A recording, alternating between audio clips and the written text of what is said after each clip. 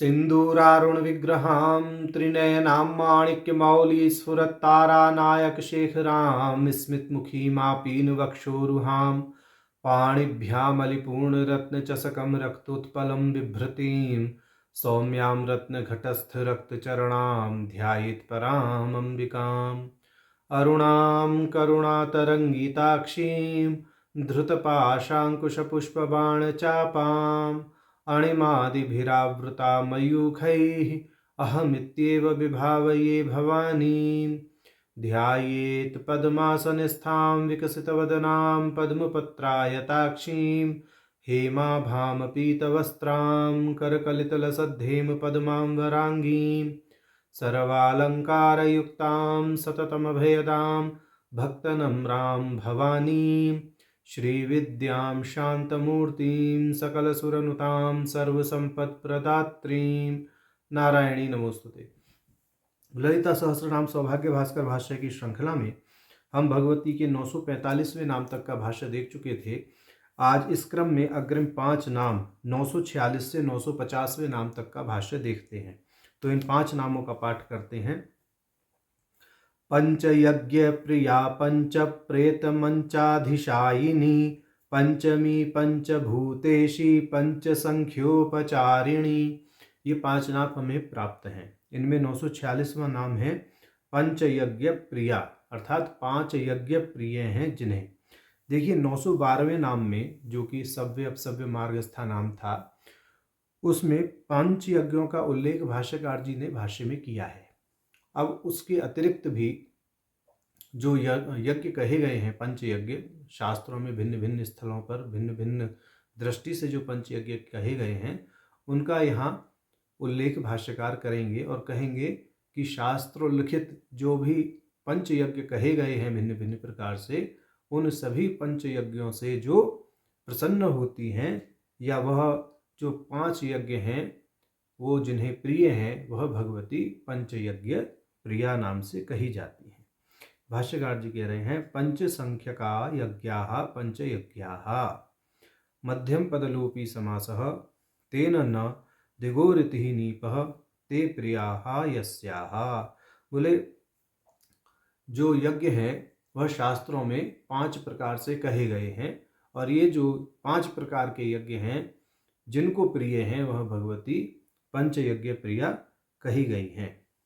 अब वेद स्मृति और तंत्रागम शास्त्रों में जो 5 यज्ञ हैं उनका भिन्न भिन्न स्वरूप बताया गया है। तो पंच यज्ञ के वैभिन्न के विषय में भाष्यकार जी कह रहे हैं ते च स एष यज्ञः पंचविधो अग्निहोत्रं दर्श पूर्णमासौ चातुर्मास्यानि पशुः सोम इति श्रुतौ कथिता। कि श्रुति के अनुसार जो पंच यज्ञ कहे गए हैं वह हैं अग्निहोत्र यज्ञ, दर्श पूर्णमास यज्ञ, चातुर्मास यज्ञ, पशु यज्ञ और सोमयाग। ये 5 प्रकार के जो यज्ञ हैं यह श्रुति के अनुसार बताए गए हैं। अब स्मृति के अनुसार कह रहे हैं स्मृतिषु प्रसिद्धा देवयज्ञ ब्रह्मयज्ञ भूतयज्ञ पितृयज्ञ मनुष्य यज्ञ वा। और स्मृतियों के अनुसार जो 5 यज्ञ बताए गए हैं वे हैं देवयज्ञ, ब्रह्मयज्ञ, भूतयज्ञ, पितृयज्ञ और मनुष्य यज्ञ। इन 5 यज्ञों का ही उल्लेख जो है सव्य अपसव्य मार्गस्थ अर्थात 912वें नाम में भाष्यकार जी ने भाष्य में पहले किया ही है। अब पांचरात्र आगम के अनुसार बता रहे हैं कि जो 5 यज्ञ हैं, यहाँ पंचविध पूजा को ही 5 यज्ञ के रूप में प्रस्तुत कर रहे हैं। भाष्यकार कह रहे हैं पांचरात्र आगमे अभिगमन उपादानम ईज्या स्वाध्याय योग इत्युक्ता पंचविधा पूजा वा। और पांचरात्र आगम में जो पंचविधा पूजा कही गई है वह भी पंचयज्ञ के तुल्य ही है। इन पंचविधा पूजा में जो 5 चीजें परिगणित हैं वह क्रमशः हैं अभिगमन अर्थात गुरु के पास जाना, उपादान अर्थात शिक्षा ग्रहण करना, तीसरा है इज्जा अर्थात यज्ञ करना, चौथा है स्वाध्याय अर्थात जो मंत्र गुरु से प्राप्त होता है उसका अभ्यास करना, और 5वां है योग अर्थात ध्यान साधना करना। तो ये जो 5 प्रकार की पंचविधा पूजा पांचरात्र आगमों में बताई गई है, यह भी पंचविध यज्ञ ही समझना चाहिए। तो ये पंचविधा पूजा हुई। अब कुलागम तंत्र के अनुसार कह रहे हैं, कुलागमे केवलो यामलो मिश्र चक्र युगवीर शंकर इति पंचविधा पूजा। और कुलागम के अंदर जो पंचविधा पूजा बताई है वह इस प्रकार है, केवल, यामल, मिश्र, चक्रयुग और वीर शंकर, जिसको वीर संग्रह भी कहते हैं। तो इस प्रकार से पंचविधा पूजा जो कुलागम में बताई गई है वह भी पंच यज्ञ के ही समतुल्य है। अब आगे कह रहे हैं, नित्या तंत्र के अनुसार कहेंगे, नित्या तंत्रे हेतिभिर्मध्यमाद्यम स्यात् द्वितीयं नवयोनिषु इत्यारंभय इति पंच प्रकाराश्च प्रोक्ता सर्वार्थ सिद्धिदा इति अंतेन उक्ता वा। ये कह रहे हैं नित्या तंत्र में हेतिभिर्मध्यमाद्यम स्यात् द्वितीयम नवयोनिषु से प्रारंभ करके पंच प्रकारार्चा प्रोक्ता सर्वार्थ सिद्धिदा, यहाँ तक जो पूजाएं बताई गई हैं वह भी पंच यज्ञ के ही समतुल्य हैं। अब आगे वृद्ध तंत्र कौमुदी के आधार पर कह रहे हैं, वृद्ध तंत्र कौमुद्याम तन्मूलके मंत्र महोदधौ च, माने जो वृद्ध तंत्र कौमुदी है और वृद्ध तंत्र कौमुदी के आधार पर जो मंत्र महोदधि नामक ग्रंथ लिखा गया है, उन दोनों में इस प्रकार से कहा गया है, आतुरी सौतकी दौर्बोधि त्रासी साधना भावनी इति कथिता वा। ये कह रहे हैं वृद्ध तंत्र कौमुदी और इस पर आधारित मंत्र महोदधि में 5 प्रकार की पूजाएं, वस्तुतः स्त्रियों का उल्लेख किया गया है वह 5 प्रकार की, वो कौन सी हैं? आतुरी, सौतकी, दौर्बोधि, त्रासी साधना और भावनी। बोले ये भी जो है पंच यज्ञ के तुल्य हैं। अब छांदोग्य उपनिषद के अनुसार कह रहे हैं, अग्निहोत्रे हूयमाना दुग्धादि रूपा आपः सोम द्विपृथ्वी पुरुषोषेद्रूप कुंड पंचके पुनः पुनर्हूयन्ते तदा ता एवापः शरीर भावं भजन्ति इत्युपनिषदसु रहस्यादधिकरणेषु स्पष्टोऽयं विषयः। कह रहे हैं छांदोग्य उपनिषद 5.3.3 के अनुसार जल के 5 प्रकार के यज्ञ जो अंतिम आहुति में मनुष्य शरीर का निर्माण करते हैं, क्रमशः सोमलोक, द्युलोक, पृथ्वीलोक, पुरुष शरीर, तदंतर स्त्री शरीर में जाकर के वह पुरुष का रूप धारण कर लेता है। इस दृष्टि से यहाँ पर कहा है त एते पंच यज्ञावा, और ये जो है सभी 5 प्रकार के यज्ञों को यहाँ बता दिया गया। अब कह रहे हैं नए प्रकार से भाष्य कर रहे हैं, पंच यज्ञ इन दोनों पदों का केवल पंच का अलग करेंगे, यज्ञ का अर्थ अलग देंगे, कहेंगे पची विस्तारः इति धातुर घनर्थे कविधानात् पंचो विस्तृतो यज्ञो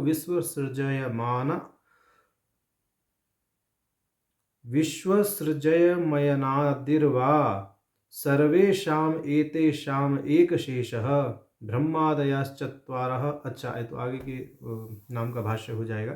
तो ये कह रहे हैं कि पंच जो शब्द है यानी पंच जो पद है यह विस्तारवाचक है, और यज्ञ का अर्थ है यज्ञो विश्व सृजामयनादि ही, और जो विश्व है उसके सर्जन करने वाले देवताओं का जो स्थान है वह यज्ञ पद से कहा जाता है। तो इस प्रकार से अर्थ निकलेगा इसका, विश्व सर्जन आदि करने वाले देवताओं का विस्तृत स्थान जिनको प्रिय है वह भगवती पंचयज्ञ प्रिया कही गई है। तो इस पंचयज्ञ प्रिया नाम के भाष्य में भाष्यकार जी ने श्रुति के अनुसार, स्मृति के अनुसार, पंचरात्रागम के अनुसार, कुलागम के अनुसार, नित्या तंत्र के अनुसार, वृद्ध कौमुदी और मंत्र महोदधि के अनुसार और छांदोग्योपनिषद के अनुसार जो जो 5 प्रकार के यज्ञ बताए गए हैं, जहाँ पंच अग्नि विद्या हो, चाहे 5 प्रकार की स्त्रियां हों, 5 प्रकार के पूजाएं हों, और जो देव पितर ब्रह्मभूत मनुष्य इस प्रकार के पंचयज्ञ हैं, अग्निहोत्र, दर्श, पूर्णमास, चातुर्मास, पशु याग और सोम याग नामक जो याग हैं, इन सभी को यहाँ पर उल्लिखित करने के बाद में यह स्पष्ट कर दिया है कि ये जो 5 प्रकार के यज्ञ जिन्हें प्रिय हैं वह भगवती पंच यज्ञ प्रिया कही गई हैं। और इस नाम के भाष्य के अंत में उन्होंने पंच पद को विस्तारवाचक और यज्ञ पद को विश्व सर्जन करने वाले देवताओं का स्थान ऐसा अर्थ करते हुए यह स्पष्ट कर दिया है कि विश्व सर्जन आदि करने वाले देवताओं का जो स्थान है, जो विशाल स्थान, विस्तृत स्थान है, जिन्हें प्रिय है, वह भगवती पंच यज्ञ प्रिया कही गई हैं। कहने का अर्थ है कि जो स्वर्ग को माने पसंद करती हैं, जिन्हें स्वर्ग लोग पसंद है, जिन्हें स्वर्ग लोग प्रिय है, वह भगवती पंच यज्ञ प्रिया हैं। ऐसा यहाँ ध्वनित होता है भाष्यकार जी के भाष्य से। अब 947वां नाम देखते हैं। 947वां नाम है पंच प्रेत मंचाधीशायनी, अर्थात 5 प्रेतों से बने पर्यंक, पलंग, सिंहासन, आसन, मंच ऐसा समझना चाहिए, उस पर आसीन है जो वह भगवती पंच प्रेत मंचाधीशायनी नाम से कही गई हैं। अब आगे कह रहे हैं भाष्यकार जी, भाष्य करते हुए ब्रह्मादयश्चत्वारः प्रेताः पादाः, कि भगवती जिस पंच प्रेतात्मक आसन पर बैठी हैं उस पंच प्रेतात्मक आसन के जो 4 पाए हैं वह ब्रह्मा, विष्णु, रुद्र और ईशान है।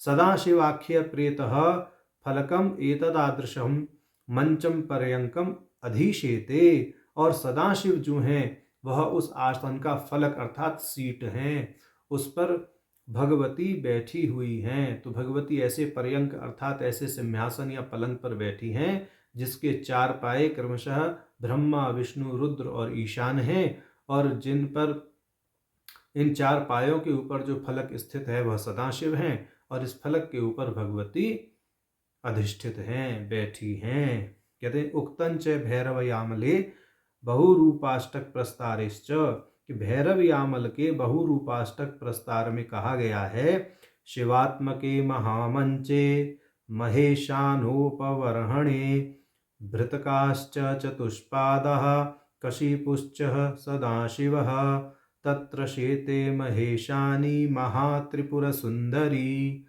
कि ये कहा गया है महात्रिपुर सुंदरी ऐसे महामंच पर बैठी हैं जिसका उपबरहण अर्थात उपधान या तकिया महेशान साक्षात शिव हैं, जिसके 4 पाए ब्रह्मा, हरि, रुद्र और ईशान हैं, और जिसका फलक सदाशिव हैं। कहते आचार्य भगवत पाद ही अपि उक्तम, कि सौंदर्य लहरी में शंकराचार्य जी ने भी कहा है 91वें श्लोक में गतास्ते मंचत्वं दुहिरण हरिरुद्रेश्वर भृतः शिवः स्वच्छच्छाया घटित कपट प्रच्छदपटः इति। सौंदर्य लहरी में शंकराचार्य जी ने स्पष्ट कहा है ब्रह्मा, हरि, रुद्र, ईश्वर आपके पर्यंक के पाए हैं और सदाशिव आपके पर्यंक का स्वच्छ पट रूपी फलक है। तो ऐसे पंच प्रेतात्मक आसन पर जो अधिष्ठित हैं, ऐसे पंच प्रेतात्मक आसन पर जो विराजमान है, वह भगवती पंच प्रेत मंचाधीशायनी नाम से कही गई हैं। अब 948वां नाम है पंचमी। इसका थोड़ा विस्तार पूर्वक भाष्य करेंगे भाष्यकार जी। भाष्यकार जी कहेंगे पंचमी नाम के भाष्य में पंचमी अर्थात 5वीं है जो। अब इसका विस्तार देते हैं। ब्रह्मादिषु पंचसु पंचमस्सय सदाशिवस्सय स्त्री, जो पहले नाम अर्थात 947वें नाम में ब्रह्मा आदि 5 प्रेत बताए गए, ब्रह्मा, विष्णु, रुद्र, ईशान और सदाशिव, इनमें सदाशिव 5वें हैं। तो ब्रह्मादिषु पंचसु पंचमस्सय सदाशिवस्सय स्त्री, तो ब्रह्मादि जो 5 प्रेत बताए गए, इन 5 में जो सदाशिव हैं उनको पंचम कहते हैं, और इन सदाशिव की जो स्त्री हैं वह पंचमी पद से कही गई हैं, अर्थात सदाशिव की जो शक्ति हैं वह पंचमी पद से कही जाती हैं। कहते हैं सूत गीतायाम तस्यापि अम्बा सहायोक्ते है, तो सूत संहिता का वचन है कि सदाशिव को भी भगवती की सहायता की आवश्यकता होती है, और इस संदर्भ में सूत संहिता में इस प्रकार कहा गया है त्रिषु रुद्रो वरिष्ठः स्यात् तेषु मायी परः शिवः माया विशिष्टात् सर्वज्ञात सांबः सत्यादि लक्षणः सदाशिवो वरिष्ठः स्यात् नात्र कार्याः विचारणा।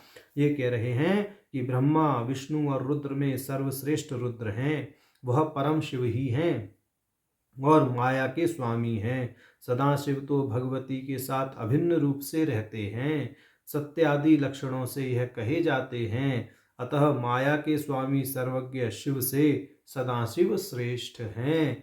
अतः इस प्रकार अन्य विचार करना व्यर्थ है। माने जो भगवान रुद्र हैं, जो भगवान परम शिव हैं, वहाँ तो माया की दाल गलती नहीं है, वहाँ तो माया उनके वशीभूत हो करके और उनकी शक्ति और स्वभाव के साथ में सन्निभूत होकर एकनिष्ठ होकर रहती है। वहाँ उसका प्रपंचात्मक कार्य दिखाई नहीं देता। परंतु जो सदाशिव हैं, वहाँ पर माया फलीभूत हो जाती है या फलीभूत होने के लिए उन्मुख रहती है। उस स्थिति में जो सदाशिव हैं वह भगवती का आलंबन लेकर के सृष्टि रचना करते हैं। तो इसलिए जो परम शिव और सदाशिव हैं उसमें सदाशिव की श्रेष्ठता इस दृष्टि से बताई गई है क्योंकि वहाँ माया को अपना कार्य रूप प्रपंच प्रसारित करने का अवकाश प्राप्त हो जाता है। और कह रहे हैं कि इस विषय में अन्य विचार करना व्यर्थ है, इससे अतिरिक्त तो कुछ मत सोचिए। सदाशिव की श्रेष्ठता यहाँ इसीलिए है क्योंकि वहाँ पर जो माया है वह कार्योन्मुख हो जाती है, ऐसा कह रहे हैं। तो इस प्रकार सदाशिव की श्रेष्ठता को भाष्यकार ख्यापित करते हैं और सदाशिव की संगनी जो पंचमी कही गई है वह भगवती का ही स्वरूप है, ऐसा भाष्य में उन्होंने स्पष्ट कर दिया है। अब आगे नई दृष्टि से भाष्य करेंगे पंचमी पद का।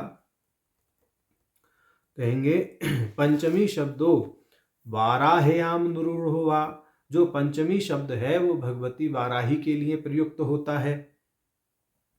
सा च यद्यपि ब्राह्मी आदिषु पंचमिति पंचरत्न देवतासु चरम इति पंचकोशादि चरम देवतासु एव यौगिक एव स तस्याम भासते। ये कह रहे हैं कि जो भगवती वाराही हैं वह ब्राह्मी आदि मातृकाओं में पांचवी हैं और उनका भगवती के साथ अभेद है, इसलिए ललितांबा का नाम पंचमी है। पंचरत्न देवताओं में जो वाराही रत्नांबा हैं अर्थात जो वार्ताली हैं वह कही गई हैं। जब हम पंचपंचिका पूजन करते हैं श्री यंत्र के आवरण पूजन के अंतर्गत, तो वहाँ पंचरत्नम्बाओं का पूजन किया जाता है। तो उन पंचरत्नम्बाओं में जो पांचवी शक्ति है वह भगवती वार्ताली ही है। पंचकोश की देवियों के अंतर्गत किया जाता है ना। तो जो पंचपंचिका पूजा होती है वहाँ पर करते हैं, ये जो साधक लोग हैं वो जानते हैं हम क्या कह रहे हैं। तो वहाँ पर जो माने पंच रत्नांबाओं के अंतर्गत जो पांचवी रत्नांबा हैं वह साक्षात वार्ताली ही हैं। इस दृष्टि से वार्ताली के साथ में चूंकि भगवती का अभेद है ही, तो भगवती ललितांबा को पंचमी पद से कहा जाता है, ऐसा कह रहे हैं। अब कह रहे हैं तथापि दक्षिणामूर्ति संहितायाम, दक्षिणामूर्ति संहिता में इस प्रकार कहा गया है, पूजयेतः पंचमी सुतम घटम स्पृष्ट्वा हृदय ध्यात्वा पंचमीं परमेश्वरीं पंचमीं शकटम यंत्रम त्रिषु लोकेषु दुर्लभम इत्यादौ वाराह्यामेव बहुतर प्रयोग दर्शनात् योग रूढ़ो अपि अवसेयः। ये कह रहे हैं कि दक्षिणामूर्ति संहिता का वचन है, पंचमी शब्द का प्रयोग भगवती वाराही के लिए ही वहाँ किया गया है कि पंचमी सुत की पूजा करनी चाहिए, अपने हृदय में पंचमी का ध्यान करना चाहिए, तीनों लोकों में पंचमी यंत्र प्राप्त होना दुर्लभ है।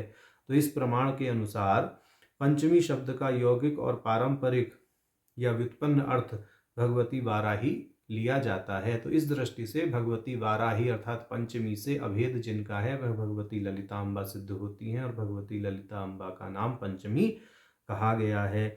अब कह रहे हैं मकारेषु पंचम अस्य आनंद रूपत्वाद तद्रूपा वा तथाश्च कल्पसूत्रम। कह रहे हैं पंच मकारों में जो पांचवा मकार मैथुन है उसकी आनंद स्वरूपता होने के नाते भगवती तद्रूपा हैं। माने पंचम मकार मैथुन में यानी मैथुन की स्थिति में जब चरम अवस्था आती है तो उस अवस्था में जो आनंद प्राप्त होता है वह आनंद भगवती का ही स्वरूप है, इसलिए भगवती को पंचमी पद से कहा गया है, क्योंकि पंचम मकार मैथुन है, मैथुन से जन्य जो आनंद है वह भगवती का स्वरूप है। ऐसा भाष्यकार जी ने यहाँ स्पष्ट किया है। अब आगे कह रहे हैं तथाश्च कल्पसूत्रम, कल्पसूत्र में इस प्रकार से कहा गया है आनंदम ब्रह्मणो रूपम तच्च देहे व्यवस्थितम तस्याभिव्यंजकाः पंचः मकाराः तैहि अथार्चनम गुप्तया इत्यादि। ये कह रहे हैं कि कल्प सूत्र का वचन है आनंद ब्रह्म का स्वरूप है जो कि देह में स्थित है, उसके अभिव्यंजक पंच मकार हैं। इन पंच मकारों से देवता की पूजा अत्यंत गुप्त है। अतएव पंचानाम मानाम मकाराणाम समाहारः पंचमीति वा। तो इस दृष्टि से पांचों मकार का जो समाहार है वह पंचमी पद से कहा जाता है, अर्थात पंच मकार का समाहार ही स्वरूप है जिनका, वह भगवती पंचमी नाम से कही जाती है। ऐसा भाष्यकार जी स्पष्ट करते हुए अब आगे त्रिपुरा सूक्त अर्थात त्रिपुरोपनिषद का प्रमाण यहाँ दे रहे हैं और कहेंगे तानिश्च त्रिपुर सूक्ते परिश्रुतम झषगाद्यम फलम चे इति अस्यम ऋचि प्रसिद्धानि। कि त्रिपुर सूक्त में इन तथ्यों की विवेचना की गई है तथा इसके अर्थ अर्थात जो दान और शुद्धि हैं उनके विषय को गुरु के मुख से जानना चाहिए, ऐसा वहाँ पर बता दिया गया है। तो कह रहे हैं दान शुद्ध्यादौ गुरु मुखादेव अवगंतव्याः। ऐसा तो त्रिपुरा सूक्त में क्या कहा गया है, अर्थात त्रिपुरोपनिषद का जो 12वां मंत्र है उसको यहाँ उद्धृत कर रहे हैं। भाष्यकार जी ने संकेत मात्र किया है, हम थोड़ा सा विस्तार दे रहे हैं इस स्थल पर। त्रिपुरोपनिषद का 12वां मंत्र कहता है परिश्रुतं झजमाजं फलं च भक्तानि योनिः सुपरिष्कृताश्च निवेदयन् देवतायै महत्यै स्वामी कृतेषु कृते सिद्धमेति। अर्थात इसी प्रकार अपने अपने वर्णानुसार सूत्र आदि भी विधिवत अपने भोज्य पदार्थों में आत्मोपभोग बुद्धि को छोड़कर प्रथम महानता का अर्पण कर तथा प्रसाद रूप लेकर पुण्य लोक से सिद्धि प्राप्त करते हैं।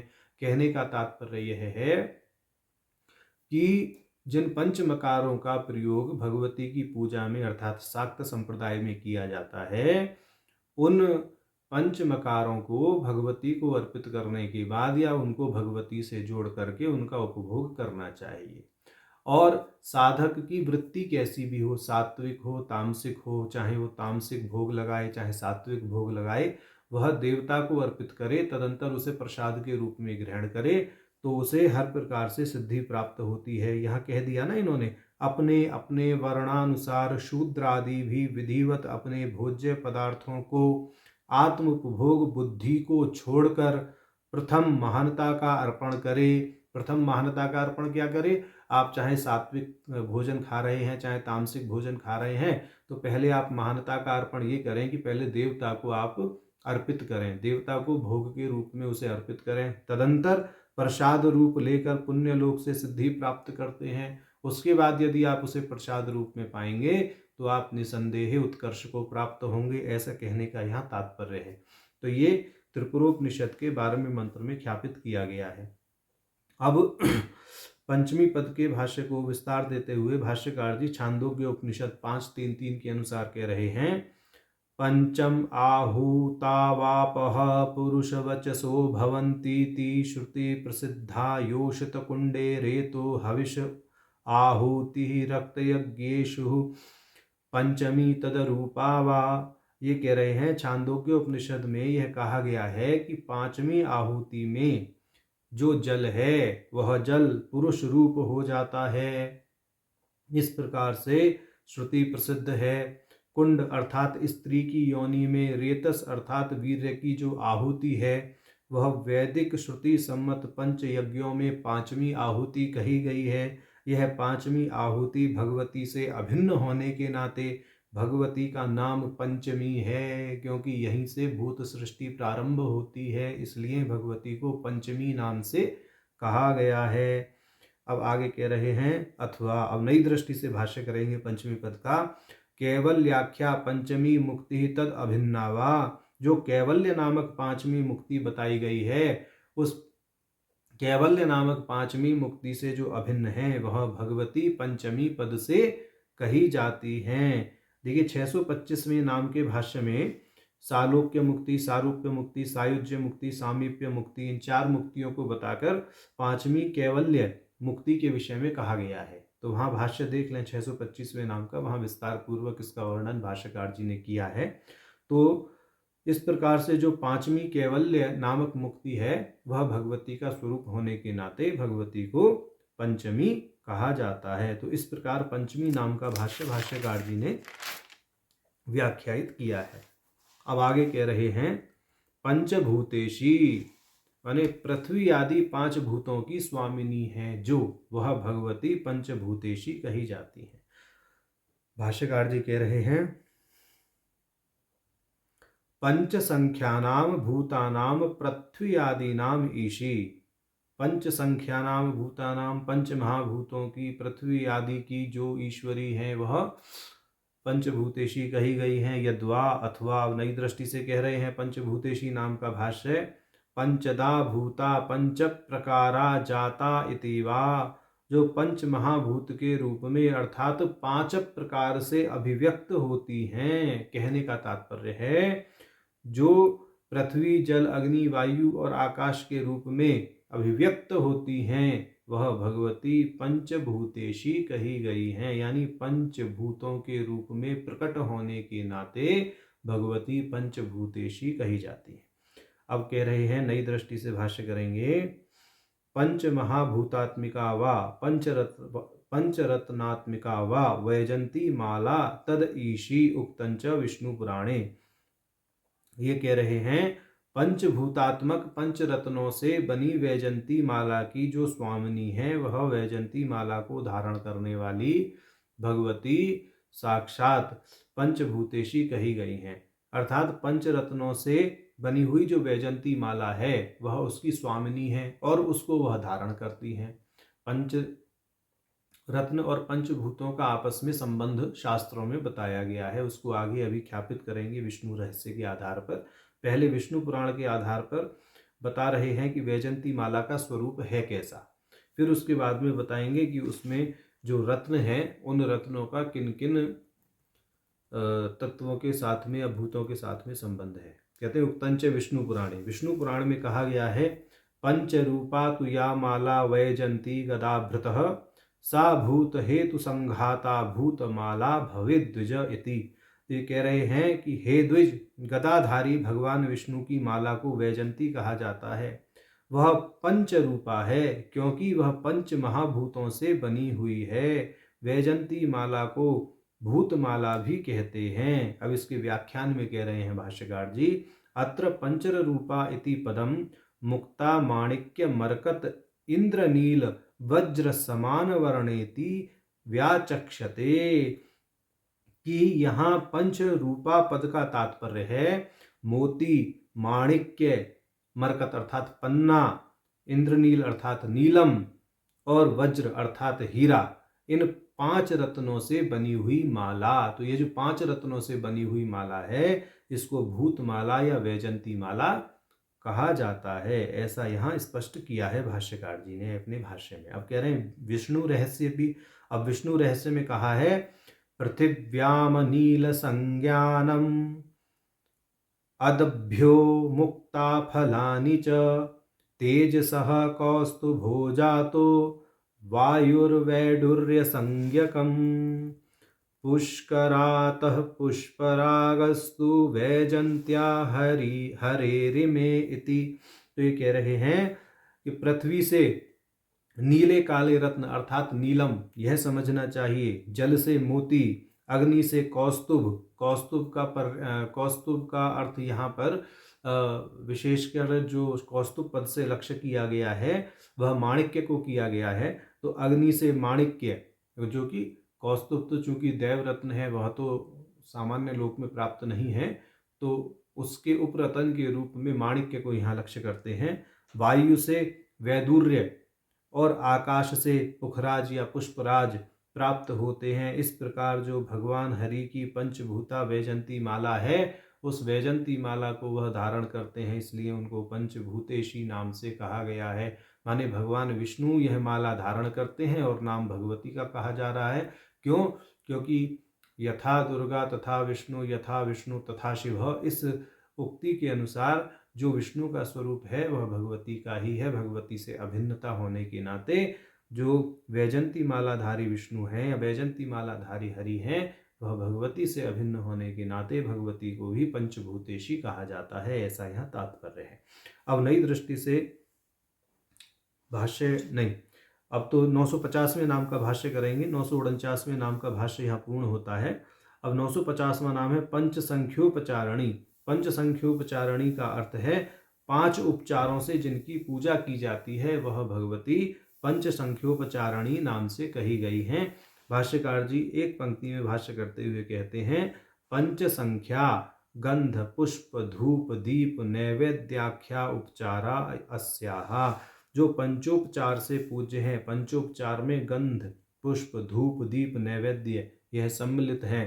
तो जो लम इत्यादि पूजन है, मानसोपचार है, लम पृथ्व्यात्मकायै, हम आकाशात्मिकायै, यम वायुआत्मिकायै, रम वह्न्यात्मिकायै, वम अमृतात्मिकायै। इस दृष्टि से जो हम पूजन करते हैं कि इस पंचोपचार से जो संतुष्ट होती हैं या पंचोपचार से जिनकी पूजा की जाती है, वह भगवती पंचसंख्योपचारणी कही गई हैं। तो आज हमने 946 से 950वें नाम तक का भाष्य देखा।